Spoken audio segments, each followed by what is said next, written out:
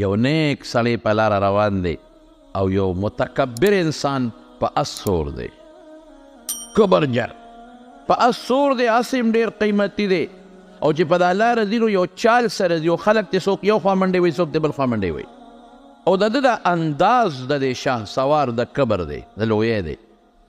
دا نیک انسان، دا ملا صاحب، دا عالم دی ورته وایي ای برخوردار ودرېږه.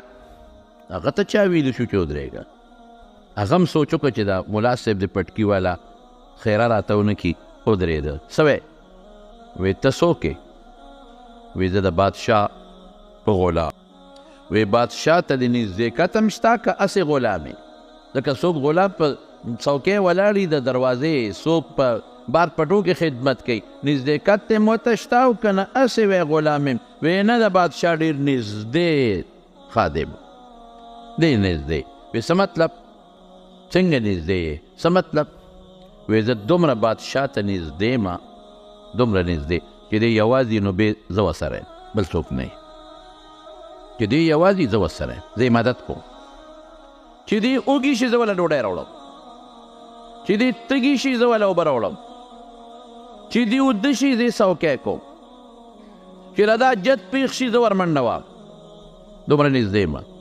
او چې چېرته غلطي د نه وشي بیا سي، وی بیا راته غصه کوي، چې غلطي وشي نو غصه را کوي، څپېړه هم را کوي.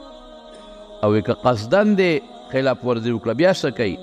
وی بیا مضبوطه سزا را کوي. او وی دروازې درته په ښه نظر ګوري، وی او درې ټیمه راته ډېر په ښکلې نظر ګوري، سهار راته په ډېر ښکلې نظر وګوري، غرمه راته په ډېر ښکلې نظر وګوري وخاندي، ماسخوتن بیا راته په ډېر ښکلې نظر وګوري وخاندي. د عالم ورته وایي د شاه سوار ته، وی ښه دا خو ستا او ستا د مولا، ستا او ستا د سودار معامله ده، زما او د سرداره مو سوره. زما سردار ستا سردار چې یوازې نو ته ورسره، او زما سردار چې زه یوازې ما سره یي، چې یوازې ما نو ما سره، ما نه پرېږدي یوازې، ما سره مدد کوي. ستا سردار چې اوږي شي ته ډوډۍ ورکوې، زما سردار چې زه اوږې شم ما له ډوډۍ راکوي. ستا سردار چې تږي شي ته وله اوبه ورکوې، زما سردار چې زه تږي شم ما له اوبه راکوي. ستا سردار چې اوده شي نو ته پیره ورکوې، څوکی یې کوې، زما سردار چې اوده شم زما پیره کوي. ستا سردار ته چې حاجت پیښ شي ته وله حاجت پوره کوې، زما سردار چې ما ته حاجت شي ما له حاجت پوره کوې. ستا سردار چې تا نه غلطي وشي نو څپېړه درکوي، زما سردار چې ما نه غلطي وشي معاف کوي مې. او ستا سردار چې ته قصدن غلطي وکې او ګناه وکې سزا دله درکوي، زما سردار چې زه قصدن ګناه وکم، غلطي وکم، خلاف ورزي وکم او الله توبه نو ما ته خاندي او معاف کوي مې. وایه ستا سردار ښه دی که زما سردار ښه دی؟ وایه خبرې کوه، ستا سردار ښه دی که زما سردار ښه دی؟ غلام اس ته راټوپ کړې او د دې نیک انسان لاس یې ښکل کړل، وی عقل دې راته وښه. واقعي رښتیا خبره ده، هو مع اینما کنتم. قرآن حکیم کې الله فرمایي چې ته کوم ځای یې زه در سره یم، د ستا نه نه جدا کېږم، د ستا مدد کول غواړم. ای بنده ما نه وغواړه. په ترمذي کې حدیث دی، نبی کریم صلی الله علیه وسلم فرمایي وی که ستاسو دا ټول مخلوق لو ان اولکم و آخرکم ورتبکم و یابسکم، وی که ستاسو دا ټول مخلوق اول او اخر، مسلمان او کافر، نیک او بد، دا ټول داسې شي که نه، دا ټول چې د دینه نیکان بل څوک نه، علی اتقى قلب رجل، د یو ډېر پرهیزګاره انسان زړی شي، خوله نه زړه ډېر زیات پرهیزګاران شي، په خوله ظاهر نه د زړه نه. وی قسم په الله، الله وی زما په ذات قسم چې زما خدای کې دونه زیاتې نشي راوستی. او که دا ټول مخلوق ټول بدعمله شي او د زړه نه بدعملي شروع کړي، دا ټول مخلوق ما نقص فی ملک شیئا، زما په بادشاهۍ کې دومره کمی نشي راوستی، زما خدای کې کمی نشي راوستی.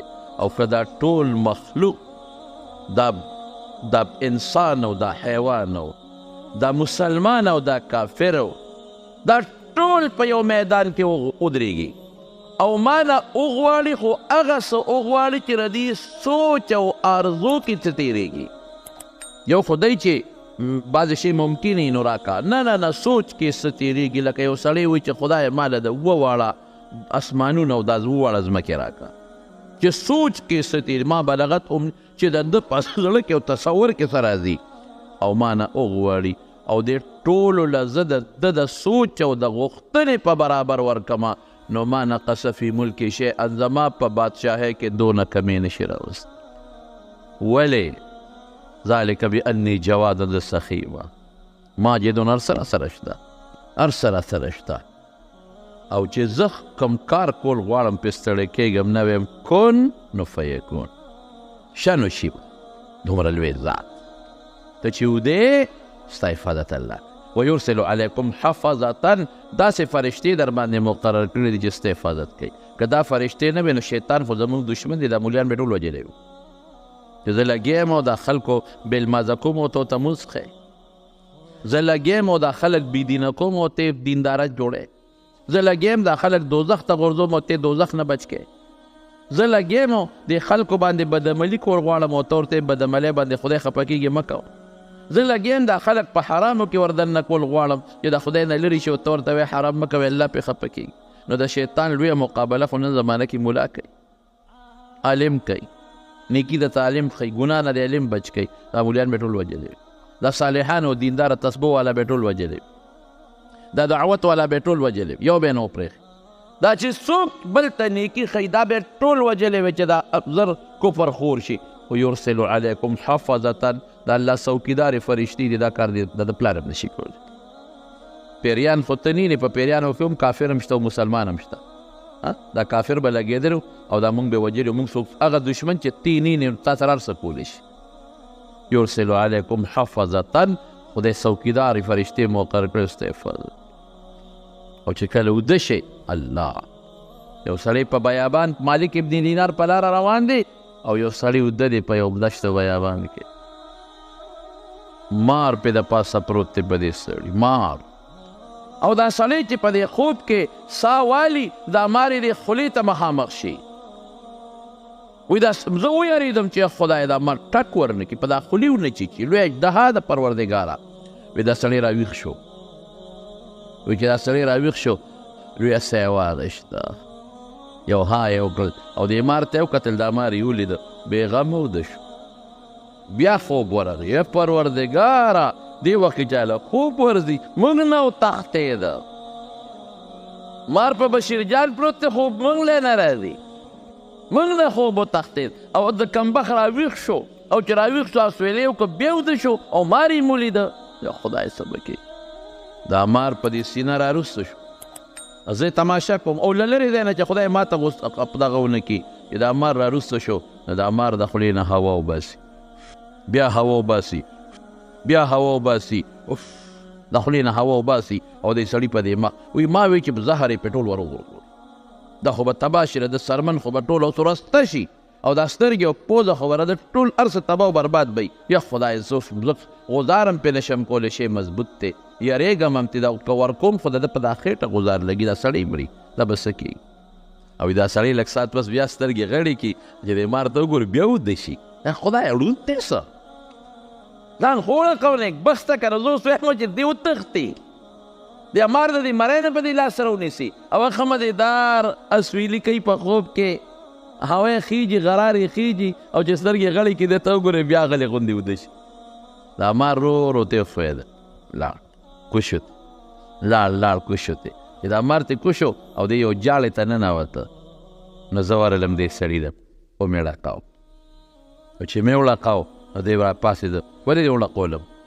ما وی د خدای ظالمه خولې موږ نه وبېږي، ما نه خولې بېږي، تا دا مار نه لیده چې دا په سینه دې پروت و؟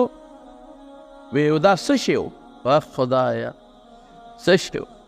مار نو تا نه لیده؟ وی ما خو وی که زما مخ ته څوک ببوزی وی، زه خو په دې لوم پوی، خو ما وی څوک د خدای نیک بنده راته ناست دی او ګرمي مې شوې ده او د مخ ته مې یخه یخه هوا را رسوي، ببوزی راته وی. ښه دا مار و؟ ما وی او دا مار. رښتیا ووایه الله څه وایي زه در سره یم، زه در سره یم، مدد به دې زه کوم. مار خو خدای پیدا کړی دی، مار نه بچ کوونکی خو د الله ذات دی. دغه مار او دغه لړم دی چې الله غواړي ټک به درکوي، چې الله نه غواړي د دې نه به دې خدای ساتي، نشي درلودی. حضرت ابراهیم علیه السلام چې کله ورته وغورځو، او خدای الله مقرب پیغمبر دی او خدای ته ډېر نږدې دی، ټول پیغمبران الله ته نږدې دي، خو د ده متعلق خو الله قرآن شریف کې فرمایي ولقد آتینا ابراهیم رشده من قبل وکنا به عالمین. مونږ د ماشوموالي نه د ابراهیم پیژنده، ما ولا د ماشوموالي نه هدایت په لکې اچولی. هر سړی الله ته معلوم دی، د خدای نه څوک هم غیب نه دی. هر پیغمبر ته خدای رشد د ورکوټوالي نه په لکې اچولی دی، خو دا د خصوصیت دی چې دی لا ماشوم و چې دی چا خطا کړی نه دی. دی لا ماشوم او پلار به بوتان جوړولو، ده به بوت ته ورکوله. دی لا ماشوم دی چې پلار سره مناظره کوي، بابا خدای دې کم دی، ای قومه خدایانم کم دی، او مو یا هغه ستوري چې ستورو باندې شپه تېره شوه ورځ رڼا و، یا خدایان هم څه شو چې سپومۍ راوخته هغې له ورغی چې څوک د سپومۍ عبادت کوي. ای خلکه خدای هم څوک دی؟ وایي دا هم خدای دی. دا ستاسو خدای دی چې سپومۍ رڼا ختمه شوه، یا خدای هغه رڼا هم څه شوه چې نور راوخته؟ هغه خلک چې د نور عبادت پې کو هغې ته وایي خدای مو څوک دی؟ وایي دا نور او دا خو ډېر لوی دی، او هلکه داسې طرز پې کوي چې نور پرېوته. وایي زما هغه خدایان نه دي په کار چې د چا یو وخت کې رڼا وي په بل وخت کې نه، یو وخت کې وي او بل وخت کې نه. زما الله هر وخت موجود دی، او زما د الله رڼا د هدایت هر وخت موجوده ده، او زما د الله فایدې او رڼاګانې په بوټو کې هم ځلیږي، په اوبو کې هم ځلیږي، په نور کې هم ځلیږي، او په ستورو کې هم ځلیږي. دا د خدای د قدرت نښې دي. ماشوم دی لا پوټینی دی، پلار ولې یو ځل بوت ورکړه، پلار به بوتان جوړول، تماثیل د بوتانو ډیزاینونه به جوړول. نو پلار یې دا مطلب و آزر، څوک یې آزر یې پلار دی، څوک یې تره دی، څوک یې پلار نوم یې طارق دی بهر کې. نو هغه وایي چې زما د دې بچي دې بوتانو سره لږه مینه پیدا شي، دی خو د دې بد وایي چې لږه مینه پیدا شي. بچې دا یو ډېر ښایسته شی مې جوړ کړی دی خدای، او دا ځکه نه بازار ته یو څه خرڅ کړه، پیسې وګټه که نه بچې، چې پیسې وګټې خو ته به هم ښه شي، موږ به هم ښه شو. خوراکونه او سیل سپاټ په پې وکړو، هغه په مالوچو کې بند کړی و ډېر عجیبه انداز سره. ابراهیم علیه السلام د دې پلار په مخ کې دا بوت اوچت که او غېږ کې ونیو چې دې خفه نه شي، غوسه نه شي، پرېږدې. چې بازار ته یې وړو نو خپه کې وله پړې واچو، د ځمکې دی راوبغاو، او خلکو ته اواز کوي ای خلکه څوک هغه خدای علي چې فایده چاته نشي رسولی او تاوان رسولی شي، فایده نشي رسولی. که ته دې زوی غواړې والله کېدلی درکړي، که ته ته وایې چې دې دې ما جوړ کړي والله که دې جوړ کړي، که ته وایې چې دې دې ما ته ډوډۍ راکړي والله کېدلی درکړي، که دې وایې چې دې دې ما نه ضرر لري کړي نو پس مچ پې کښېني ځان نه دې لرې کړي ځه، او ضرر درکوي الله پې خفه کېږي، د ده په تقرب او په عبادت جهنم کې سزا به درکوي. نو خلکو به زر روچت که او شی به او د مونږ خدای دې د خپې نه تړلی دی، خدای دې بېخو بازار خپې نه چې څوک تړي نو هغه خدای وي. اوهو بیا د بي دې زمونږ دا خدای وکړه، دا ماشوم دی لا ماشوم. نو چې کله اور ته غورځوي که نه، او داسې اور نمرود بل کړی دی، داسې اور چې د پاسه مرغین پې پر نشي والی، او هر چا پکې خپله حصه کړې ده، او خشاک یې راوړې ده، غورځولې ده، غرغنډه ده، او داسې خطرناک اور دی چې هغوی له چل نه ور دی چې د ابراهیم پکې څنګه ور واچو، دی چې ورچې خو موږ به هم ورته ور نږدې کېږو، بابا دې اور ته به څوک نږدې شي. او چې کوم حضرت ابراهیم ور غورځوي نو الله ته فرشتې چغې کړي، یا خدایه ستا دقه یو بنده دی، دقه یو، باقي ټول ستا دشمنان دي، الله دا یو بنده دی چې تا یادوي، بل څوک نشته. ای خدایه اور ته یې غورځوي، دا خو ډېر خطرناک اور دی، دی به څومره سوځي، ربه مدد یې وکړه، مونږ ته اجازت راکړه چې مونږ یې مدد وکړو. الله وی ښځی ورشئ، که څوک یې مدد کوئ وکړئ، خو تپوس ترې وکړئ، که هغه درته وایي چې زما مدد وکړئ نو بیا مدد وکړئ، او که هغه درته نه وایي چې زما مدد وکړئ نو بیا به نه کوئ. بس فرشتې خوشحاله شوې چې مونږ پرې مدد کولی شو. راغی یو فرشته د باران والا، زل او طوفان والا، چې راغی ابراهیم علیه السلام ته ودرېد، زه هغه فرشته یم چې باران زما لاس کې دی، ما له الله د اختیار را کړی او زول او طوفان هم زما په لاس کې دی. که دې خوښی الله وایي تپوس ترې وکړه، که اجازت یې درکړه نو وکړې مدد. نو اوس به یو سکنډ کې به داسې باران راولم چې په دا اور باندې به وکړم اور به مړه شي. او طوفان او سیلی مې په لاس کې ده، که دې خوښی نو دا اور به ورسره اوچت کړمه او د دې نومویانو په دا کورونو کې به یې وردننه کړم. هوا به راولم او دا ټول اور به اوچت کړي او دا بسرې به په دې کورونو کې دي ټول زه سوځم. څنګه دې خوښه ده؟ وایي اما الیک فلا، تا ته مې ضرورت نشته، هېڅ ضرورت نشته.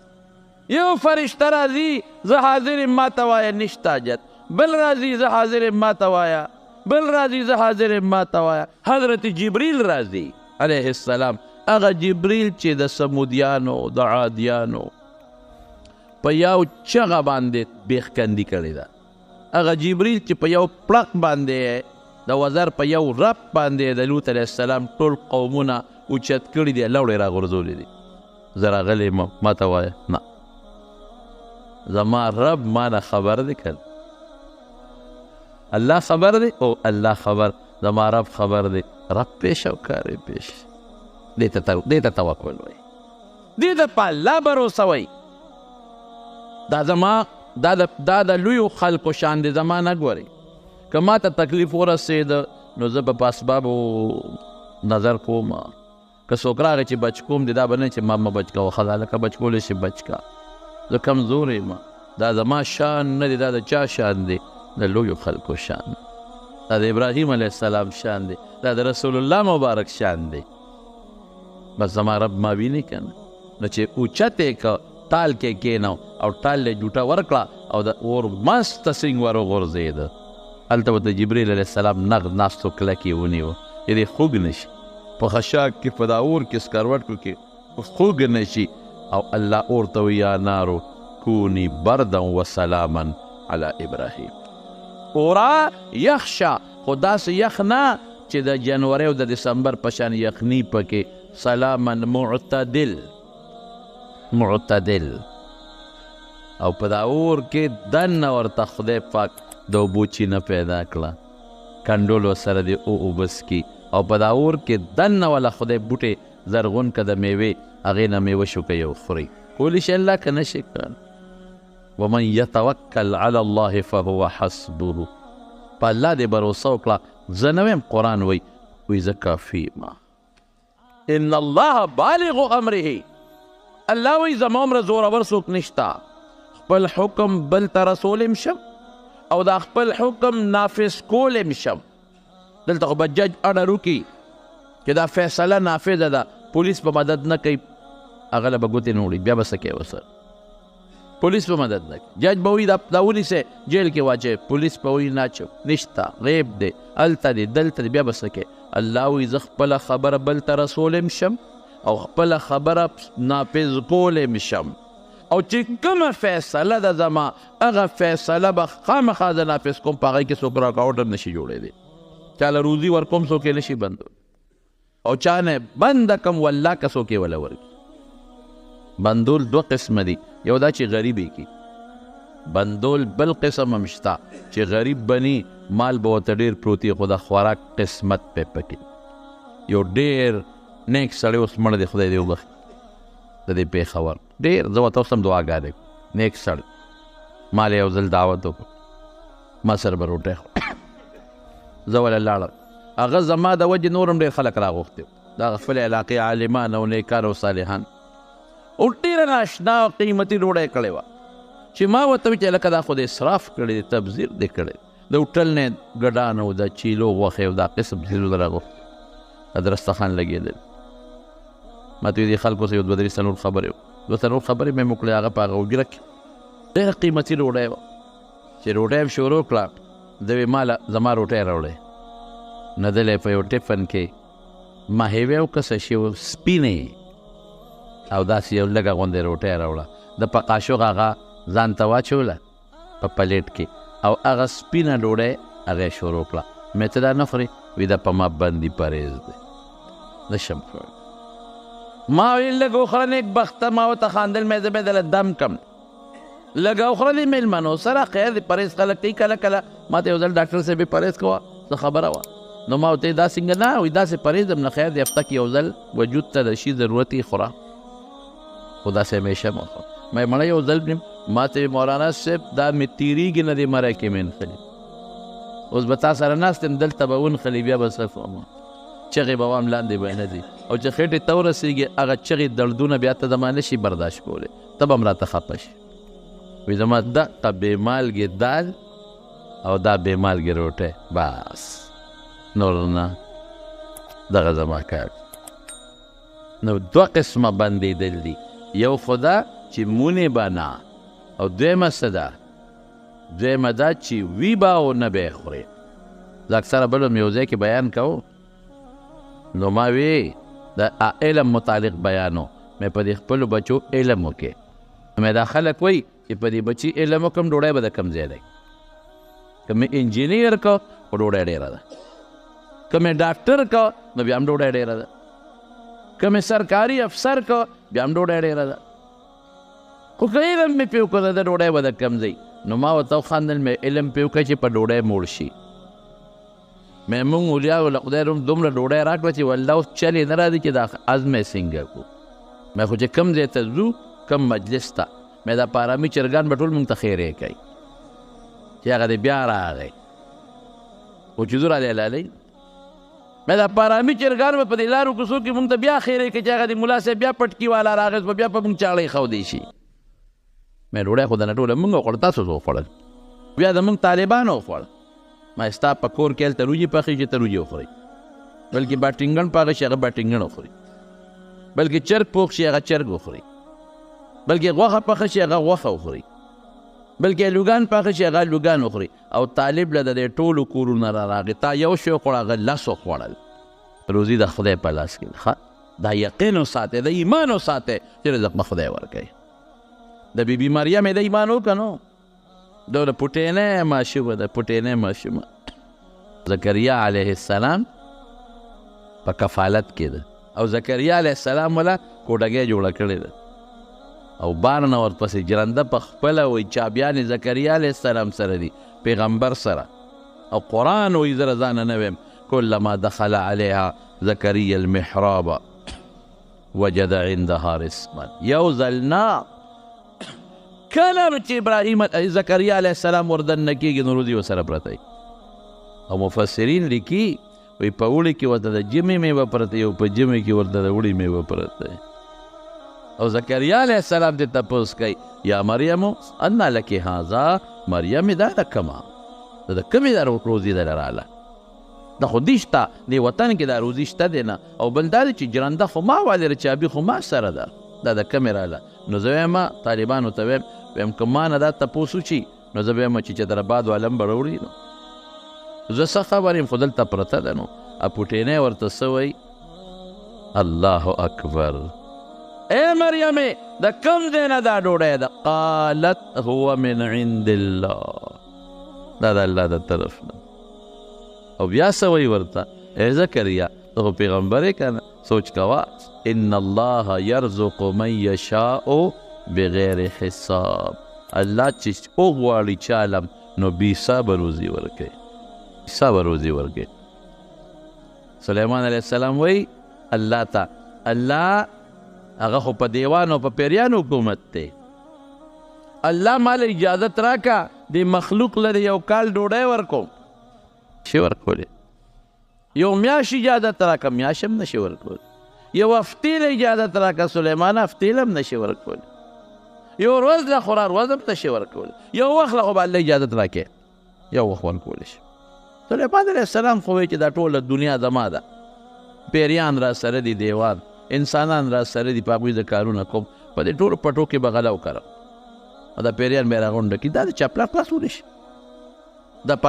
دا وطنونه خو هغه زمانه کې نو سلیمان علیه السلام زمانه کې مخلوق ډېر لږ دا دومره چې څومره مخلوق نن په مخ د ځمکه خوري دا نو ډېر لږ او ټول کبان دي د دریاب وته یو شل منه مې غورځولې دوی یې نشي خلاصولی او میږې به څونه خلاصه کړي او مارغان به څونه خلاص کړي الله وی نشي کولی وی الله اجازت راک خدر مې کوم خو الله سره پیغمبر مشوره کوي کوم ځای دعوت وکړم دریاب په غاړه وکړم دا د دریاب غاړه خوښه کړه په دې خیال چې د مرغانو ته به مسانئ اوبه مسانې دي او میانو ته به مسانئ او قرآن حکیم کې الله تعالی فرمایي چې باد یې تابع باد به راته او په هغې به لګېده چې دا خوراک څښا نه شي او قرآن کې الله فرمایي پیریان یې تابع دي پیریان لګیا دي او د دې غرونو نه او د ځنګلونو نه میوې هم راغونډوي هم راغلی خشک او ګیاګانې هم راوړي د څارویو تنظام هم د ګیاګانې هم راجمع کړي او غلې مو کرلی شو د دنیا مخلوق او حیوانات او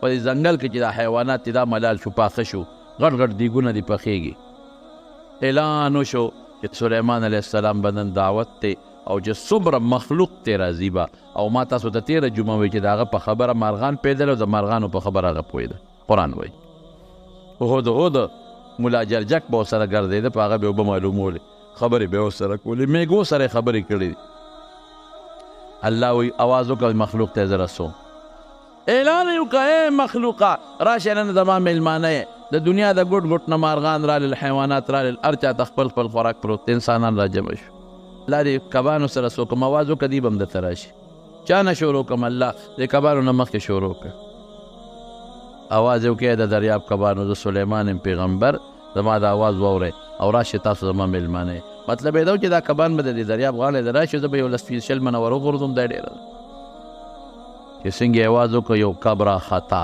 شو او دریاب غاړې ته راورسېد او چې راورسېد خولې اوچته کړه او لکه د قینچې یې کولاو کړه او یو جام یې د خوراک د دغه ډېرو په یو طرف کېښوده او بل یې په بل طرف کېښوده او چې کلپ یې ورکړه ټولې په یو کلپ الواق کړل ختم هغه خوراک او ګیاګانې او هر څه الواق تېر کړل سلیمان علیه السلام حق حیران پاتې شو خدای دې تاسو اخوندې بلا ده ټول شی خو دو واو دا به څه کېږي دا دومره مخلوق مې راخو ملامته به شم د انسانان به څه وایي مارغان راغلي دي خرق ویان راغلي دا څه په جنجال وړېدم نو سلیمان علیه السلام هغه کب ته وایي ای کبه هر شی ټول مال خو تا کم بخته خلاص کړ شخوند دې پې مو نه وم دا نور مخلوق به څه کوي او ته څه وایي وی ښه میلمه ته څوک دا خبرې کوي میلمه هم خدای ته وګوره نو میلمه هم دا لوبه کوي ټول درستخان دی ولا جارو که که بشیر ډېر هم خوري خو داسې خو هم نه کوي که نه چې ټول هسې راجارو کوي څه خو بل ته پرېږدي که درستخان دی غوړ جارو که سلیمان علیه السلام هم ملامته شو چې واقعي دی خو دې وخت د ما میلمه دی دا خبره خو ماله نه وه په کار اکب ورته څه وایي وی سلیمانه نار دې پرېښودم و د نر بچیا نار دې پرېښودم روزانه رب العالمین دا چې څونه مې وخوړه دا 2 نوړی راکوي نن یې تا ته وسپارلم یوه دې راکړه وایي که نو اوس روزي د چا په لاس کې ده الله په لاس یو سرکاري افسر را روان و د کوټې نه جس ته راوخت جس ته نو ماشوم بچې ورسره دی ښځه هم ورسره ده واړه ورسره دي نو لاس کې ورسره نینې دي نو دا ماشومان خو په دې نینو لوبې کوي کله داسې ولي کله داسې ولي نینې خولې ته ویشتې را ویشتې لوبې ټوکې کولې چې تاسو چې یو نینه پوزې ته لاړه چې پوزې ته نینه څنګه لاړه ماشوم ورپسې ګوتې کړی نور اوچته شوه هغه ماشومان خو پوهېږي نو ګوته پکې واله نور اوچته شوه ماشوم چغې کړې پلار ته وایي بابا دی کې مې نینه ونښته چې خدای دې سره څوک و ماشوم په ژړا دی اوس پلار یې سوچ وکړو چې که اوس واپس ځما ډاکټر له نو وخت پې لګي ټکټ مې هم تیار دی زه له دې نه نه مرېږي جس ته به وخېږم خو لاهور ته رسمه او نیمه ګنټه مزل دی نو هلته به ډاکټر چې نیمه ګنټه کې به دلته ډاکټر له نشم رسېدی خو جد نه کوشم ډاکټر له به بوځم ماشوم یې قلار قلار قلار قلار کړ خو غلی شو یو پوزه کینینې نښتې ده جس ته وفته جد لاهور دې کوشو کور ته لاړ سامان اوس کور کې کېدم چې دا ماشوم اوس ډاکټر ته ورسوم خو چې څنګه کور ته لاړه او سامان اږدي نو کور کې د ماشوم انټوشې وکړه چې انټوشې وکړه انینه دې لاندې پرېوته هغه دی نه چرګې را منډه کړه چې ټک شو هغه نینې اوچته کړه ویې خوړه زه وایم الله د کوټې نه نینه هغه چرګې له په کم ځای کې راوست د ماشوم په سپېمه کې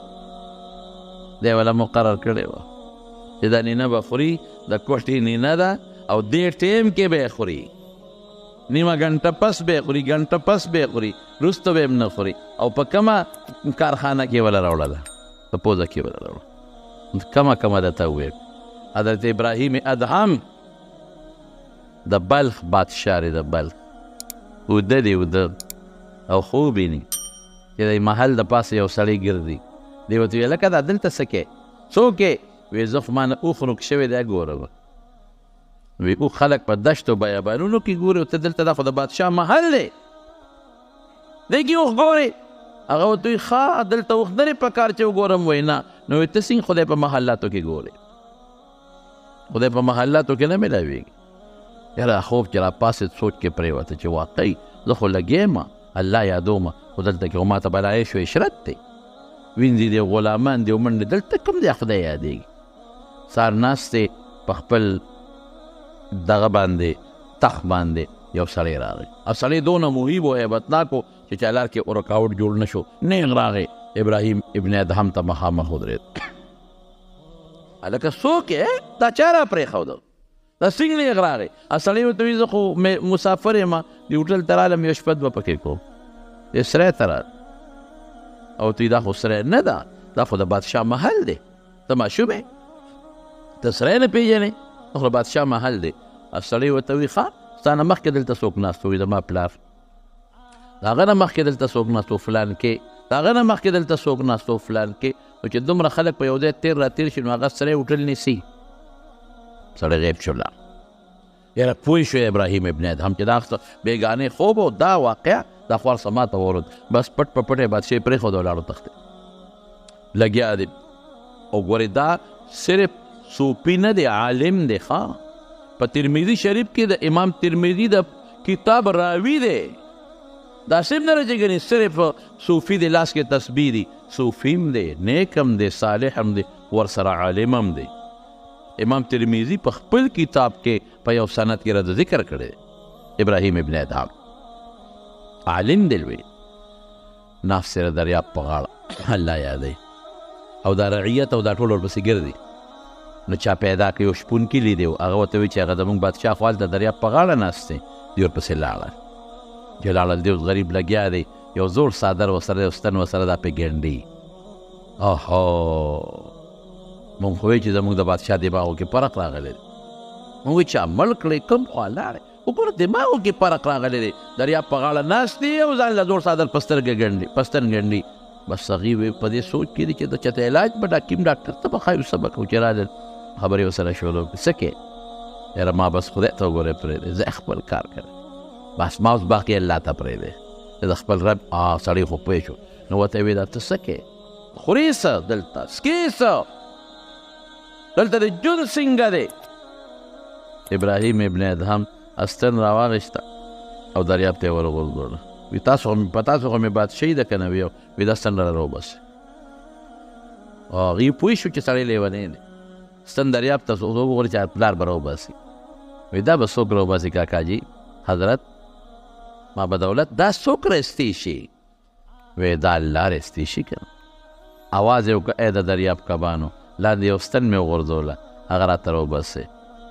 یو ړون کب دی ړون او ستن یې په دا خوله کې نیولې ده او غاړې له یې راوویسته او د دې راوچته کړه. وایي هغه بادشاهي مې ښه وه که دا بادشاهي مې ښه ده؟ او یو ځل وایي په یو جومات کې ماسخوتن ورلم، مې چې ده به د جومات کې شپه او که مسافر خو اکثر په جوماتونو کې شپې کوي او زموږ علما کرام هم لیکي چې جومات کې معتکف شپه کولی شي، مسافر شپه کولی شي. وګوره دې زمانې مسافرو ته خیال ساتئ. ښه مونږ یو ځل جومات کې یو مسافر راغی نو ما چاته وي یو بړستن تولی وله راوړی، مسافر دی، هغه وله بړستن تولی راوړه. سهار چې راغلو نه مسافر و نه بړستن و نه تولی و، هر څه وړي. د غلا په بانه دې زمانه کې ګرځي. ګورې نو ته به وایې چې مسافر دی جومات کې به شپه وکړي، منځ کې چې راځي قالین مالین به دې نه وي او چې راځي د جومات نه مې د لار څه وړي. او کله بل چاته یې ویلي چې هلکه راځه زه ورننوځم او شپې به درته ورکوله وکړم او دغه راوله چینګچي راوله او یا دا بل څه شی دی لکه جنریټر راوله چې غوړ سامان پکې اوس احتیاط به کوې. وایي چې جومات ته ورسې وروخت د ماسخوتن لمونځو چې یو ګوټ کې کېناستم الله مې یادو. وایي د جومات هغه متولي راغی ما ته وایي کاکاجي وځه د جومات بندوم. وایي چې زه خو مسافر یم چېرته لاړ شم؟ وایي وځه نه خپل کار کوه مسافر یې. ما دلته خو سری نشته، هوټل نشته، د شپه کم دی او کم دا د خدای کور دی، زه د خدای بنده یم، د نوځم. او شریعت کې ماله دلته شپه جایز ده، د نوځم. وی به په جګړه شو سره، زه کمزور یم، ما را باندې مضبوط و، د مټې کلک راونیومه او پوړول یې راویستم او زه بیا نه کودېدم، پوړون یې دیکه راکړه. وایي چې دیکه راکړه به را پرېوتم، چې را پرېوتم په دې پوړور غړېدم. یو پوړی له به مې سر راته، نو بلې له به مې ملا تله، نو بلې له به مې بیا سر راته، نو بلې له به مې بیا سر راته. هغه اوچت جومات و پوړو ویخ لرالم او دې سر مې ډقار کاو. ملګري ورته وایي ډېر خو به خوږ شوی که نه، و زخمي شوی به وي. وایي قسم د الله په ذات چې زما به پوړی له سر ډق کو او بلې له به یې ډق کو، او دې ډق سره به د الله تعالی علوم او برکات زما د اړه لکم راتلل، نو دا مې بل دی چې ته نه دي موندلې. ما محسوسوله چې د الله اسرار او برکات دا د بره نه په ما را روان دي. روزي د الله په لاس کې ده.